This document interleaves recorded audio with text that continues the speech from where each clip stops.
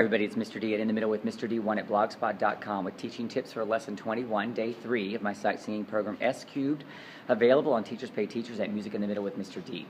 Today we're going to do more math class, adding the values of notes and pointing out the differences between singular eighth notes versus quarter notes and dotted quarters versus dotted halves. We're going to double the value as well. This is going to close out our doubling unit. We want the students to understand the real value versus the doubled value, and that should take care of that for them. Then we're going to do our group rhythm exercise, and I'm going to continue to point out the differences between quarter notes that are singular versus eighth notes that are singular by themselves, because this is a common thing, as I mentioned before, I noticed with my own students.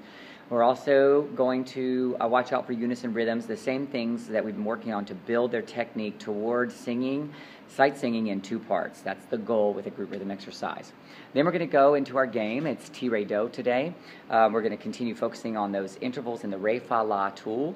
We're going to sing them just repeatedly and often and over so that the students get them in their ears, what the sound of them is. Then we're going to do our follow the hand, and the students today, you need to challenge them with as many intervals as possible: Ti, Re, Fa, La, La, Fa, all of the things that we're trying to get them to be able to accomplish pitch-wise.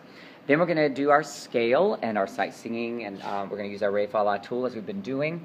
And in this sight singing example today, we're going to have to double in 3/4 time. That's going to be tricky for them because one of the things I mentioned in this warm-up is how students sing. They need to sing what they see and not what they think it ought to be. They often go by the feel of an example instead of using their brains. And what I do in my teaching of my own students is to help them just sing what's on the page.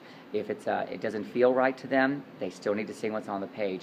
And that is going to help them be successful at their sight singing. And then over time, when they stop doubling as they get older, or subdividing as they get older, they will be much more effective sight singers. Now we just need to get them to trust themselves and to sing what they see on the page. And this is going to be a true test of that today. In 3/4 with subdividing/doubling, that is going to be a challenge. All right, so we'll see how that goes. All my lessons are on Teachers Pay Teachers at Music in the Middle with Mr. D. Have a great day.